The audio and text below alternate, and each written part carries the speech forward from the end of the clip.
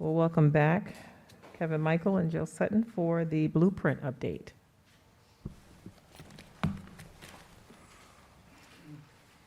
So good afternoon again. Good afternoon again, Ms. Cousins, Dr. Curry, members of the board. My name is Kevin Michael, and I'm here as the Blueprint Implementation Coordinator to provide an update on the blueprint this month. We'll begin today's update. Joe, can you run the clicker? You're better at that than I am. There we go. With a review of recent blueprint activities both at the state and the local levels. On April 22nd, MSDE released an FAQ document designed to provide guidance on who's eligible for the MBC salary increase that goes into effect next school year. CCPS is currently reviewing this document, and staff is scheduled to meet later this month to discuss it further. On April 26th, Mr. Sutton and I presented to the CTE Local Advisory Board at the invitation of Ms. Carrie Akins. We provided an overview of the blueprint and its specific impact on college and career programs. And on May 4th, the Calvert County Blueprint Committee held its initial meeting. The agenda reviewed the charge of the committee and provided an overview of the blueprint legislation. The next meeting is scheduled for June 8th. And on May 5th, the Accountability and Implementation Board met to discuss MSDE's proposed changes to teacher preparation requirements in Maryland. A major change has been proposed, and that is to extend the length of the student teaching practicum from about 100 days, it's current now, to a full school year. So the AIB plans to provide a summary of its discussions and recommendations to MSDE for its consideration. Excuse me, Mr. Michael. Yes. President Cousins, are we holding questions for the end, or may we ask them as we move along? You can ask as they go along. Mr. Michael, I see that a meeting was held on May 4th. What avenue are meetings of the Blueprint Committee being advertised to the public? Yes, so Mr. Willis and his staff are going to be advertising and recording the meetings moving forward, beginning with June 8th. So the May 4th meeting was not advertised nor recorded? My understanding is it was not. Extremely concerning. I will reach out to the BOCC regarding. Thank you. The next two slides detail the blueprint deadlines for school year 22-23. Just to highlight a few of them, on July 1st, as Ms. Jacobs presented at the last board meeting, the Tier 1 criteria is to be used for pre-K enrollment. Also on July 1st, eligible MBC teachers will receive a $10,000 salary increase, and local hiring reports are due. CCPS has been working with WestEd Consulting this past year to study recruiting, hiring, and retention practices, and that information will be used in the hiring report that's submitted to AIB. On September 1st, the 9th grade tracker report is due. This tracker is designed to measure student progress toward graduating on time. And September 1st, MSDE criteria to evaluate local implementation plans is due to the AIB. On the next slide, December 1st, AIB's comprehensive implementation plan is due, and this will provide guidance to local school systems to develop their implementation plans. You might recall that we discussed this in the update about House Bill 1450. And finally, March 15th, local implementation plans are due. May I ask a question before you go forward? Yes. As of July 1st, how many eligible MBC teachers do you think you'll have? We have as a total fewer than 20 in the county, and really until we take a look at the MSDE guidance that was released, I think we're right now somewhere around 10 teachers who would be eligible. That number may increase slightly after we take a look at the guidance document, but that's roughly where we are right now. Thank you. You're welcome. Well, I'm sorry, does the guidance document change? Because does it include more NBC staff? It provides clarification. There have been a number of questions about, really one of the major issues has been teacher of record and defining teacher of record. And so the document is intended to try to provide some guidance and clarification on that matter so that then locals can make a more informed decision about who's eligible. And real quick, the very first bullet, July 1st, pre-K slots supposed to be 30% with private providers. What happens, or first of all, do we think we're going to make that, and what happens if we don't? I think Ms. Jacobs may have addressed that at the last meeting, but she indicated that there was a waiver process should we not make it.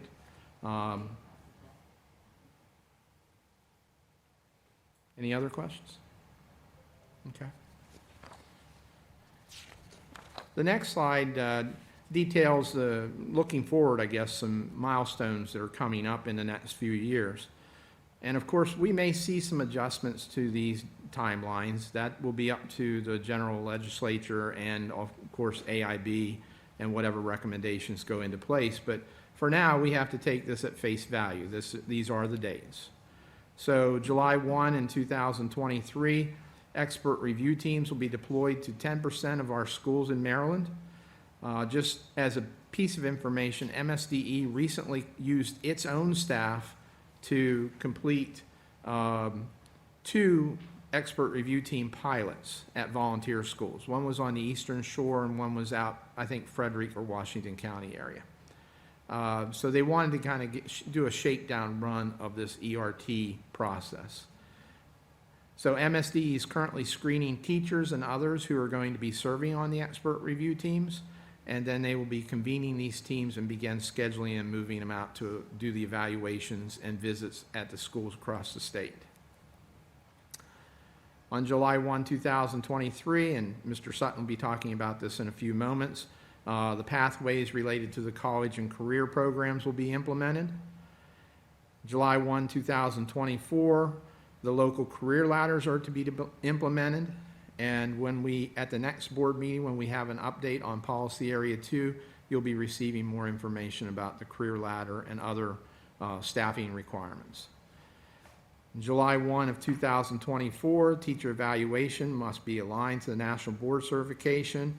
And at this point, we understand that more guidance will be forthcoming from the state and the AIB on that.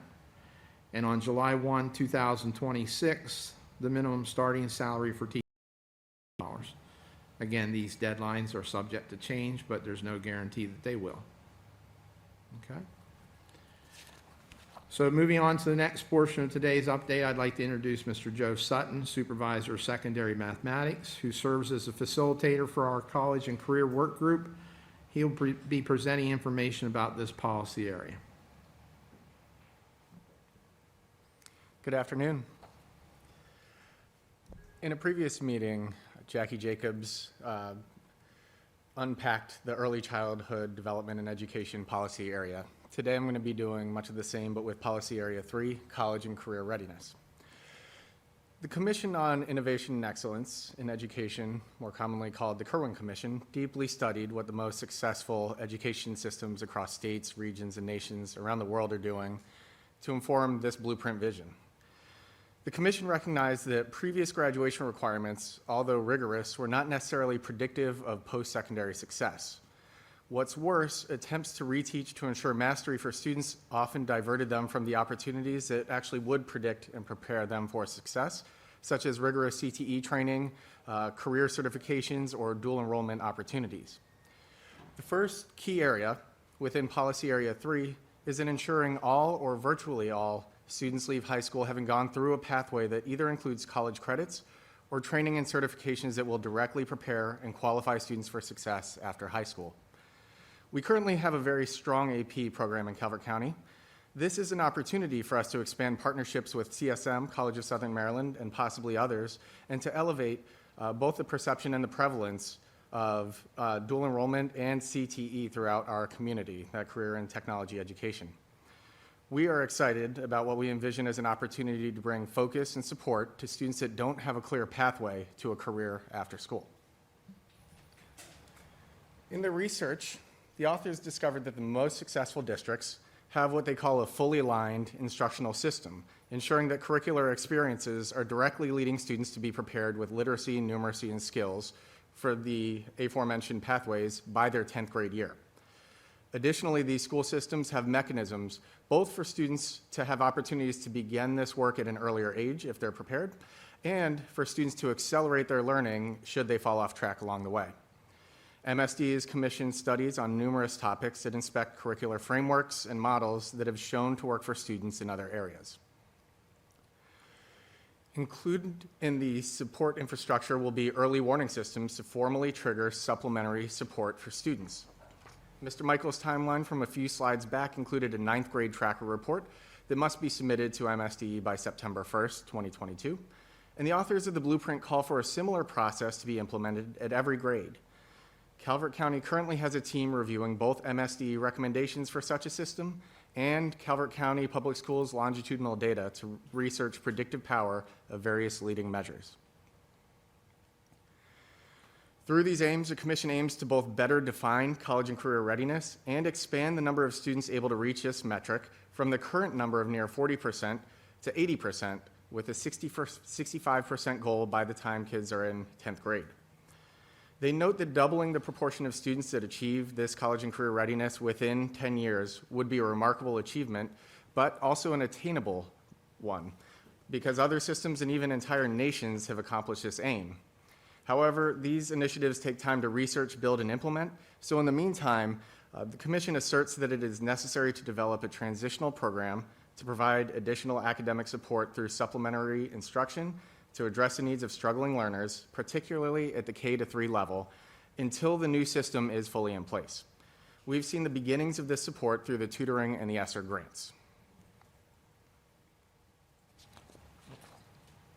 The current college and career readiness standard, effective in the 2021-2022 school year, necessarily resembles the previous test-based model. With the priority to develop CCR systems and structures early in the timeline, MSDE had to establish something as a measure of college and career readiness and opted for a similar model to what has previously been used.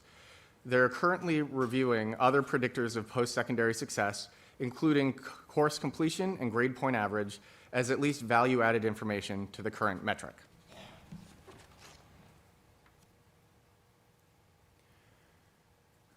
They envision and call for 3 types of post-college career-ready pathways: an advanced academic AP, IB type program that would give students college credit by test, a dual enrollment or early college program wherein students could earn 30 or even 60 credits toward an associate's degree while in high school, and an expansion of the CTE program.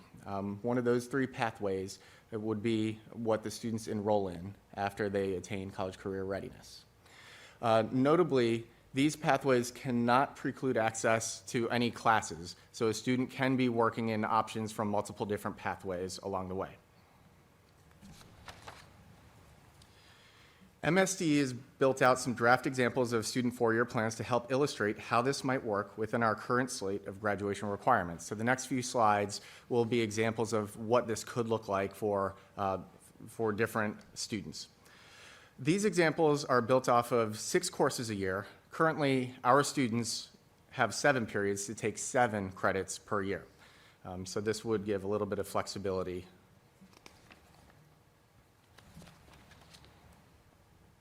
This second example is of a student that would take advantage of an increased partnership with the community college opportunities that we are to build.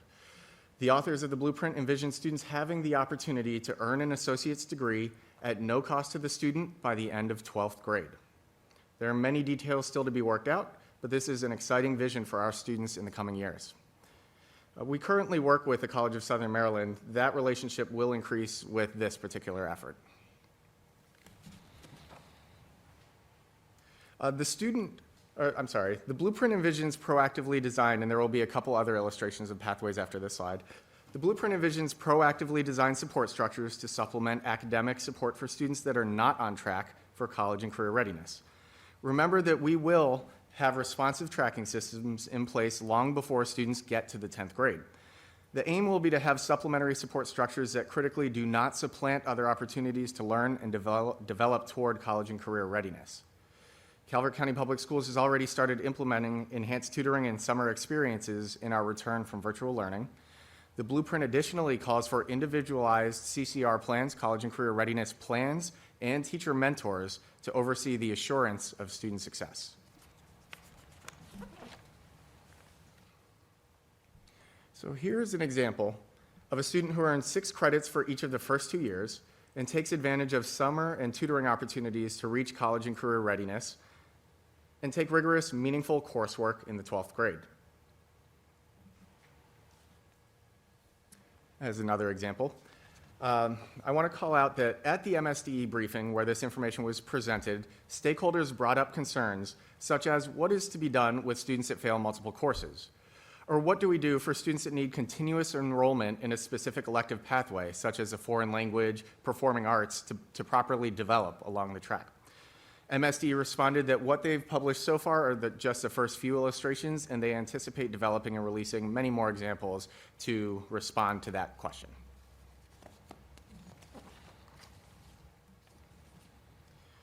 MSD is currently considering a number of case studies to establish what courses should be prioritized or de-emphasized on the road to college and career readiness. Informed by this work, MSD has been working in partnership with the University System of Maryland to better align secondary and post-secondary experiences.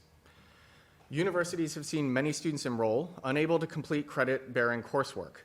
These students often get stuck in non-credit remedial courses, and sometimes this is a key driver for failure to graduate.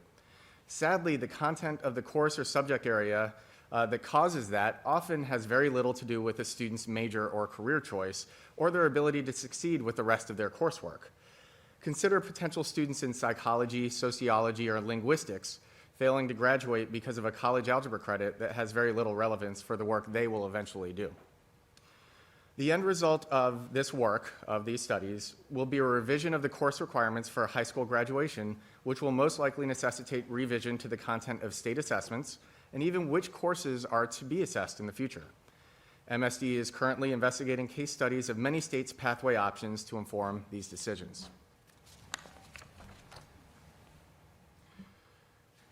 Early warning indicators. MSD has given some guidance on what is served as a useful predictive tool in Chicago public schools.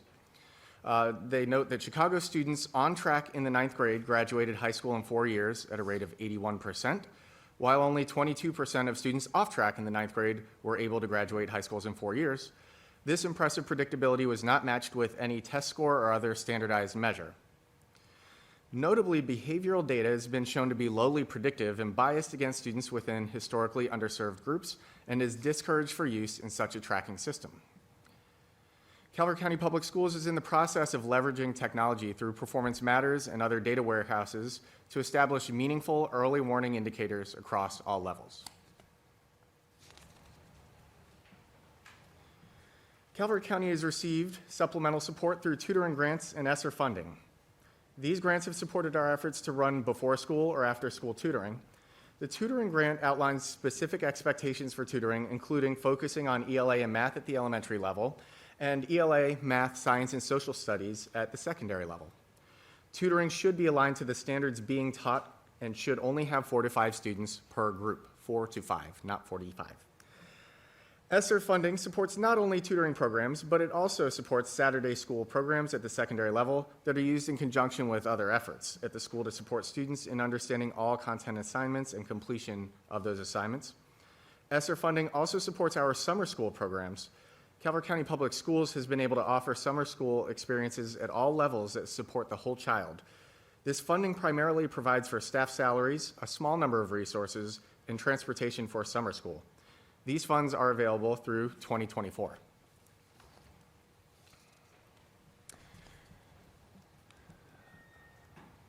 MSDE and the AIB have worked collaboratively to revise a timeline that both acknowledges and prioritizes the urgent needs of our students and gives LEAs time to learn, build, and implement well. Because many aspects of Blueprint Policy Area 3 are to be informed by ongoing research studies and formation of state-level committees, much of the upcoming work has not yet been given a timeline. In the meantime, community stakeholders have started conversations on their respective portions of Blueprint expectations in anticipation of subsequent steps in the full implementation of the Blueprint.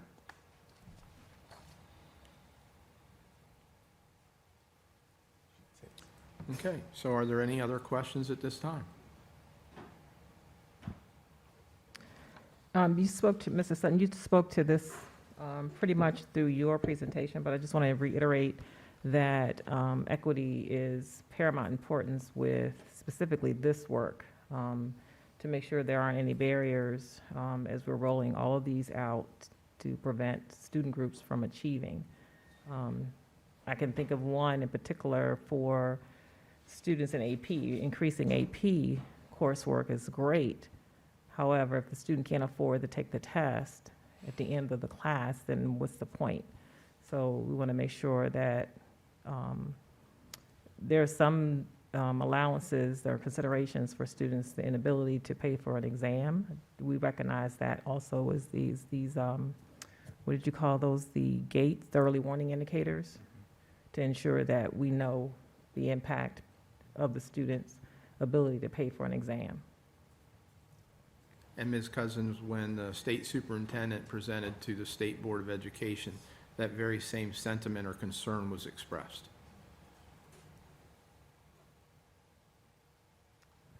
Any other questions? Go ahead. You had mentioned something about flexibility in schedule. You had said right now that we take 7 credits, and could you expand upon that, how they're looking at being, at potentially changing that? I wasn't suggesting we would necessarily change the number of credits we offer. I was saying that here were 4 or 5 examples of students that were able to achieve these pathways, not even having 7 credits available. These students would have only had 6, or possibly would have had 7 and didn't earn credit for 1 each of those years. Probably beyond my understanding right now, but I am interested in how we think our graduation requirements are could potentially change. Yeah. Do we have any fear, or we just have to wait for MSDE to So tell us? I can talk a little bit. I'm more in the know with the math program.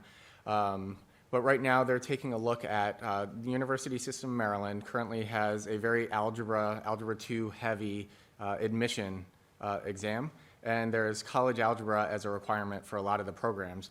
They've commissioned a study to see, well, does Algebra 2 have anything to do with post-college success? And if not, why is that one of our gateways? If that requirement were to no longer be there, we might see, instead of, say, the Algebra 1, Geometry, Algebra 2 traditional pathway, we might see something that looks more like Algebra 1, then maybe a blend between geometry and statistics, and then maybe an array of different options that students could take that would be more tailored to whatever it is they hope to do once they leave us.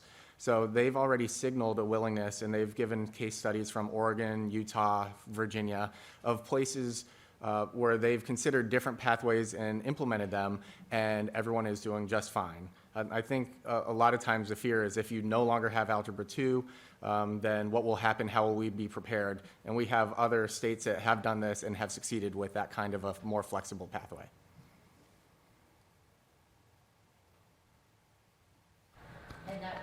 And that would flow down to us.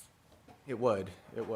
And we are actually, we have been aware of the same research that they are looking at that's driving their decisions.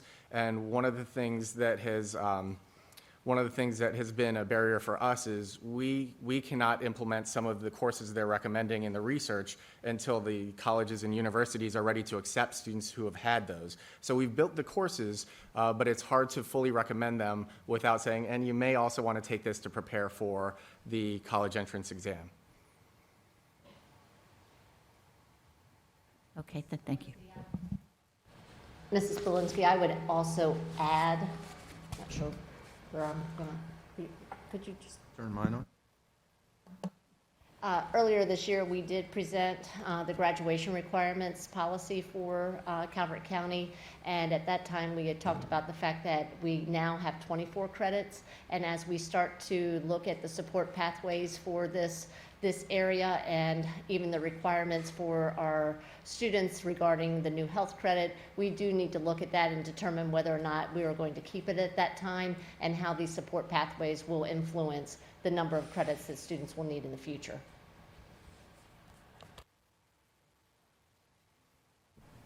Any other questions? Thank you for the presentation today. Thank you. Thank you. Thank you so much.